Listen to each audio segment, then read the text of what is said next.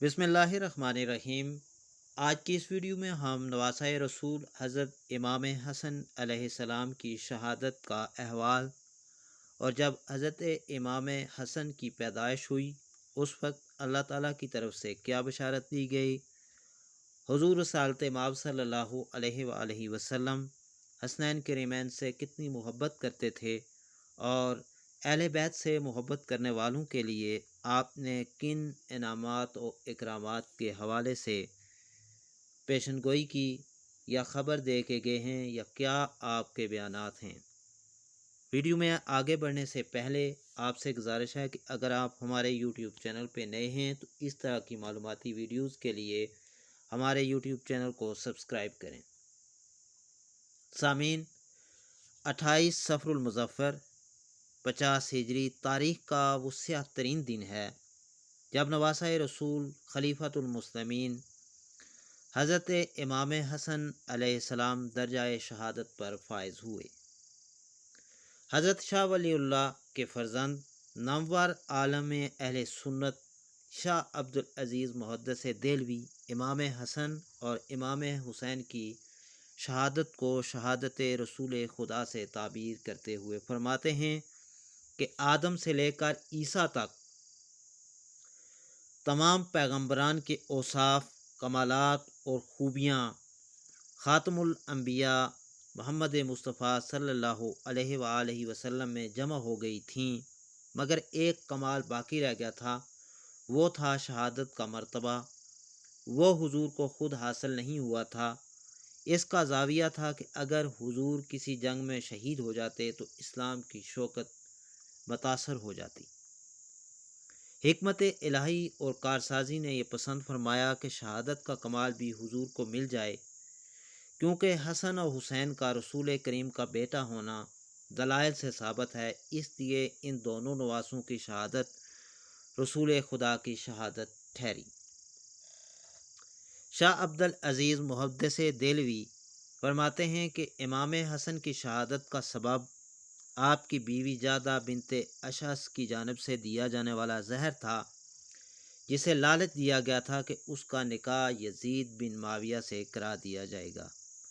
सर्र शहादतीन में यह वाक़या मनकूल है।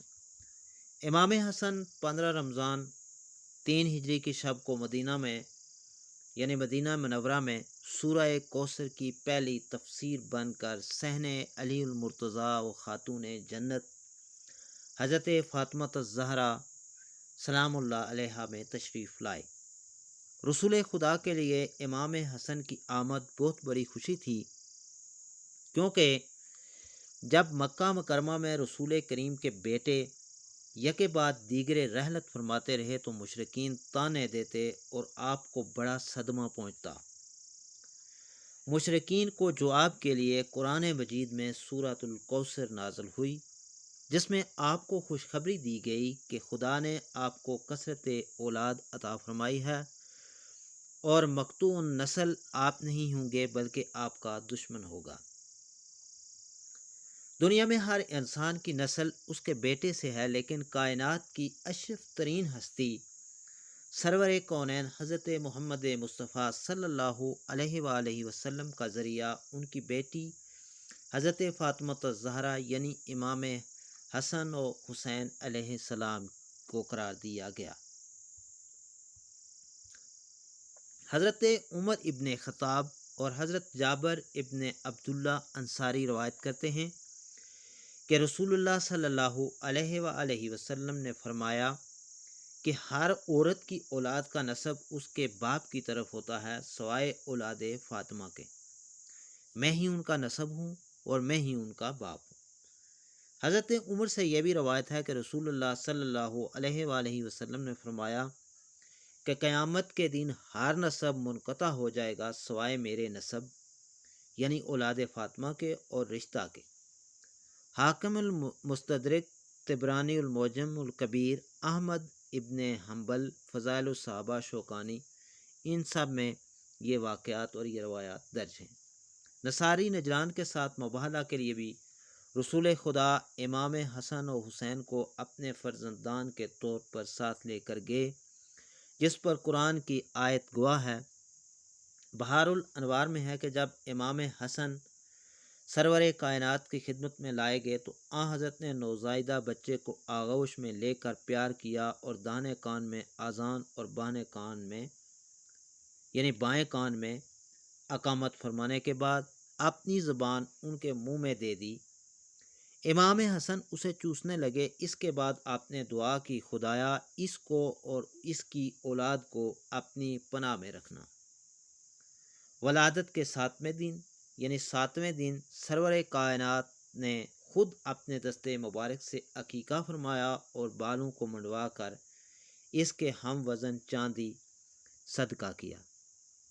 اس کے بعد حضرت صلی اللہ علیہ وآلہ وسلم نے حضرت علی سے پوچھا، آپ نے اس بچے کا کوئی نام بھی رکھا ہے؟ تو امیر المومنین نے عرض کی، آپ پر سبقت میں کیسے کر سکتا ہوں؟ تو پیغمبر اسلام نے فرمایا، میں بھی خدا پر کیسے سبقت کر سکتا ہوں؟ چند ہی لمحوں کے بعد جبریل پیغمبر خدا کی خدمت میں وحی لے کر آ گئے اور کہا، خداوند عالم ارشاد فرماتا ہے کہ اس بچہ کا نام حسن رکھیے۔ تاریخ خمیس میں یہ مسئلہ تفصیلاً مذکور ہے۔ ماہرین علم الانساب بیان کرتے ہیں کہ خداوند عالم نے خاتون جنت حضرت فاطمہ الزہرا کے دونوں شہزادوں کا نام انظار عالم سے پوشیدہ رکھا تھا، یعنی ان سے پہلے حسن اور حسین نام سے کوئی موسوم نہ ہوا تھا۔ حضرت انس سے روایت ہے کہ نبی کریم صلی اللہ علیہ وآلہ وسلم نے کے ساتھ امام حسن سے زیادہ مشابہت رکھنے والا کوئی نہیں تھا، یعنی کہ حضرت امام حسن سے زیادہ حضور نبی کریم صلی اللہ علیہ وسلم سے کوئی بھی مشابہت رکھنے والا نہیں تھا۔ حضرت امام حسن رسول کریم سے چہرے سے سینے تک اور امام حسن سینے سے قدموں تک رسول خدا کی شبیہ تھے۔ خدا کی وحی کے بغیر کوئی کام اور کلام نہ کرنے والے رسول خدا کی نواسوں سے محبت اور اللہ کے نزدیک مقام کا اندازہ اس حدیث مبارکہ سے لگایا جا سکتا ہے۔ روایت ہے کہ رسول کریم نماز عشاء ادا کرنے کے لیے باہر تشریف لائے اور آپ اس وقت حضرت امام حسن اور امام حسین کو گود میں اٹھائے ہوئے تھے۔ آپ اس وقت آگے بڑھے، نماز کی امامت فرمانے لگے اور ان کو زمین پر بٹھلایا، پھر نماز کے واسطے تکبیر فرمائی۔ آپ نے نماز کے درمیان ایک سجدہ میں تاخیر فرمائی تو میں نے سر اٹھایا تو دیکھا کہ صاحبزادے یعنی رسول کریم کے نواسے آپ کی پشت مبارک پر ہیں اور اس وقت آپ حالت سجدہ میں ہیں۔ پھر میں سجدہ میں چلا گیا۔ جس وقت آپ نماز سے فارغ ہو گئے تو لوگوں نے عرض کیا، یا رسول اللہ، آپ نے نماز کے دوران ایک سجدہ ادا فرمانے میں تاخیر کیوں فرمائی؟ تو آپ نے فرمایا کہ ایسی کوئی بات نہ تھی، میرے نواسے مجھ پر سوار ہوئے تو مجھ کو محسوس ہوا کہ میں جلدی اٹھ کھڑا ہوں اور اس کی مراد کھیلنے کی خواہش مکمل نہ ہو۔ حضرت صلی اللہ علیہ وآلہ وسلم ایک دن محو خطبہ تھے کہ حسنین آگے اور حسن کے پاؤں دامن ابا میں اس طرح الجھے کہ زمین پر گر پڑے۔ یہ دیکھ کر حضرت نے خطبہ ترک کر دیا اور ممبر سے اتر کر انہیں آغوش میں اٹھا لیا اور ممبر پر تشریف لے جا کر خطبہ شروع فرمایا۔ حضرت برا بن عازب سے روایت ہے کہ میں نے دیکھا کہ نبی کریم نے حضرت حسن بن علی کو اپنے مبارک کندھے پر اٹھایا ہوا تھا اور آپ فرما رہے تھے کہ اے اللہ، میں اس سے محبت کرتا ہوں، پس تو بھی اس سے محبت فرما۔ حضرت ابو ہریرہ سے روایت ہے کہ میں دن کے ایک حصہ میں رسول اللہ کے ساتھ نکلا۔ آپ حضرت فاطمہ کی رہائش گاہ پر تشریف فرما ہوئے اور فرمایا، کیا بچہ یہاں ہے؟ یعنی امام حسن۔ تو تھوڑی ہی دیر میں وہ دوڑتے ہوئے آ گئے، یہاں تک کہ دونوں ایک دوسرے کے گلے سے لپٹ گئے۔ آقا و مولا نے فرمایا، اے اللہ، میں اس سے محبت رکھتا ہوں، تو بھی اس سے محبت رکھ اور اس سے بھی محبت رکھ جو اس سے محبت کرے گا۔ حضرت ابو ہریرہ سے روایت ہے کہ رسول کریم صلی اللہ علیہ وآلہ وسلم کا ارشاد ہے کہ جس نے ان دونوں یعنی حسن اور حسین سے محبت کی اس نے مجھ سے محبت کی، اور جس نے ان دونوں سے بغض رکھا اس نے مجھ سے بغض رکھا۔ حضرت ابن عباس سے روایت ہے کہ آقا و مولا نے حسن بن علی کو اپنے کندھے پر اٹھایا ہوا تھا تو ایک آدمی نے کہا، اے لڑکے کیا خوب سواری پر سوار ہو؟ تو نبی کریم صلی اللہ علیہ وآلہ وسلم نے فرمایا کہ سوار بھی تو بہت خوب ہے۔ یہی حدیث حضرت عمر ابن خطاب سے بھی روایت ہے۔ سامعین، حضرت اسامہ بن زید سے روایت ہے کہ ایک رات میں کسی کام سے نبی کریم صلی اللہ علیہ وآلہ وسلم کی بارگاہ میں حاضر ہوا۔ آقا و مولا باہر تشریف لائے، آپ نے چادر منگوائی ہوئی تھی اور مجھے معلوم نہ ہو سکا کہ وہ کیا چیز ہے۔ جب میں اپنے کام سے فارغ ہو گیا تو عرض گزار ہوا، میرے آقا آپ نے کس چیز پر چادر لپیٹی ہوئی ہے؟ تو آپ نے چادر اٹھائی تو دیکھا کہ آپ کی دونوں رانوں پر حسن اور حسین موجود ہیں۔ فرمایا، یہ دونوں میرے بیٹے ہیں اور میری بیٹی کے بیٹے ہیں۔ اے اللہ، میں ان دونوں سے محبت رکھتا ہوں، بس تو بھی ان سے محبت رکھ اور ان سے بھی محبت رکھ جو ان دونوں سے محبت رکھے۔ حضرت ابو ہریرہ فرماتے ہیں کہ ہم آقا و مولا کے ساتھ سفر پر نکلے۔ راستے میں آپ نے حسنین کریمین کے رونے کی آواز سنی تو آپ ان کے پاس تشریف لے گئے اور رونے کا سبب پوچھا تو سیدہ کائنات سیدہ فاطمہ الزہرا سلام اللہ علیہا نے بتایا کہ انہیں سخت پیاس لگی ہے۔ حضور پانی کے لیے مشکیزے کی طرف بڑھے تو پانی ختم ہو چکا تھا۔ آپ نے لوگوں سے دریافت کیا مگر گرمی کی وجہ سے زیادہ استعمال کے باعث کسی کے پاس پانی موجود نہ تھا۔ آپ نے سیدہ فاطمہ الزہرا سلام اللہ علیہا سے فرمایا، ایک صاحبزادہ مجھے دے دو۔ انہوں نے پردے کے نیچے سے ایک شہزادہ دے دیا۔ آپ نے اسے سینے سے لگا لیا لیکن وہ پیاس کی وجہ سے مسلسل رو رہا تھا۔ پس آپ نے باری باری دونوں شہزادوں کے منہ میں اپنی زبان مبارک ڈال دی تو وہ سیراب ہو کر خاموش ہو گئے۔ حضرت انس سے روایت ہے کہ رسول خدا صلی اللہ علیہ وآلہ وسلم سے پوچھا گیا کہ اپنے اہل بیت سے آپ کو سب سے پیارا کون ہے؟ فرمایا، حسن اور حسین۔ آپ حضرت فاطمہ سے فرمایا کرتے تھے کہ میرے دونوں بیٹوں کو میرے پاس بلاؤ۔ پھر آپ دونوں کو سونگا کرتے اور انہیں اپنے ساتھ لپٹا لیا کرتے۔ حضرت ابن عمر سے روایت ہے کہ حضور اکرم نے فرمایا، حسن اور حسین دونوں دنیا میں سے میرے دو پھول ہیں۔ حضرت ابو ہریرہ سے روایت ہے کہ رسول کریم صلی اللہ علیہ وآلہ وسلم کا ارشاد ہے کہ جس نے ان دونوں یعنی حسن اور حسین سے محبت کی اس نے مجھ سے محبت کی، اور جس نے ان دونوں سے بغض رکھا اس نے مجھ سے بغض رکھا۔ حضرت ابن عباس سے روایت ہے کہ رسول کریم صلی اللہ علیہ وآلہ وسلم نے فرمایا، کیا میں تمہیں ان کے بارے میں نہ بتاؤں جو اپنے نانا نانی کے لحاظ سے سب لوگوں سے بہتر ہیں؟ کیا میں تمہیں ان کے بارے میں نہ بتاؤں جو اپنے چچا اور پھوپھی کے لحاظ سے سب سے زیادہ سب لوگوں سے بہتر ہیں؟ کیا میں تمہیں ان کے بارے میں نہ بتاؤں جو اپنے ماں باپ کے اعتبار سے سب لوگوں سے بہتر ہیں؟ وہ حسن اور حسین ہیں۔ سیدہ کائنات حضرت فاطمہ الزہرا سلام اللہ علیہا سے روایت ہے کہ وہ حضرت حسن اور حضرت حسین کو رسول کریم کے مرض الوصال کے دوران آپ کی خدمت میں لائیں اور عرض کی، یا رسول اللہ، انہیں اپنی وراثت میں سے کچھ عطا فرمائیں۔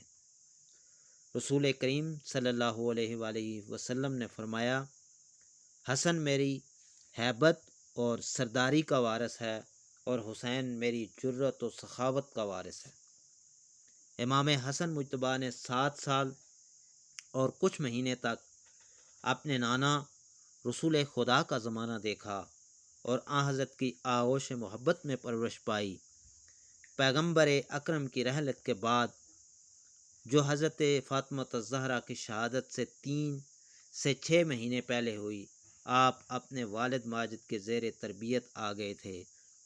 فرزند رسول حضرت امام حسن مجتبیٰ اپنے والد گرامی کی شہادت کے بعد امامت کے درجے پر فائز ہوئے، اس کے ساتھ خلافت اسلامیہ پر بھی متمکن ہوئے اور تقریباً 6 ماہ تک آپ امور مملکت کا نظم و نسق سنبھالا رکھا۔ آپ کا عہد بھی خلفائے راشدین میں شمار کیا جاتا ہے۔ امام زین العابدین فرماتے ہیں کہ امام حسن زبردست عابد، بے مثل زاہد، افضل ترین عالم تھے۔ آپ نے جب بھی حج فرمایا پیدل فرمایا، کبھی کبھی پا برہنہ حج کے لیے جاتے تھے۔ آپ اکثر یاد خداوندی میں گریا کرتے تھے۔ جب آپ وضو کرتے تھے تو آپ کے چہرے کا رنگ زرد ہو جایا کرتا تھا، اور جب نماز کے لیے کھڑے ہوتے تھے تو بیض کی مثل کانپنے لگتے تھے۔ امام شافعی لکھتے ہیں کہ امام حسن نے اکثر اپنا سارا مال راہ خدا میں تقسیم کر دیا ہے اور بعض مرتبہ نصف مال تقسیم فرمایا۔ وہ عظیم و پرہیزگار تھے۔ امام حسن کے والد بزرگوار امیر المومنین حضرت علی علیہ السلام نے 21 رمضان المبارک کو شہادت پائی۔ اس وقت امام حسن کی عمر 37 سال 6 یوم کی تھی۔ حضرت علی کی تجہیز و تکفین کے بعد عبداللہ ابن عباس کی تحریک سے قیس ابن سعد بن عبادہ انصاری نے امام حسن کی بیعت کی اور ان کے بعد تمام حاضرین نے بیعت کر لی، جن کی تعداد 40,000 تھی۔ یہ واقعہ 21 رمضان 40 ہجری یوم جمعہ کا ہے۔ ابن عباس رضی اللہ تعالی عنہ نے کھڑے ہو کر تقریر کی اور لوگوں کو بیعت کی دعوت دی۔ سب نے انتہائی خوشی اور رضامندی کے ساتھ بیعت کی۔ آپ نے مستقبل کے حالات کا صحیح اندازہ کرتے ہوئے اسی وقت لوگوں سے صاف صاف یہ شرط کر دی کہ اگر میں صلح کروں تو تمہیں صلح کرنا ہوگی، اور اگر میں جنگ کروں تو تمہیں میرے ساتھ مل کر جنگ کرنا ہوگی۔ سب نے اس شرط کو قبول کر لیا۔ آپ نے انتظام حکومت اپنے ہاتھ میں لیا، لیکن جب آپ نے دیکھا کہ اسلامی معاشرہ انتشار کا شکار ہے تو آپ تخت حکومت کو خیر بات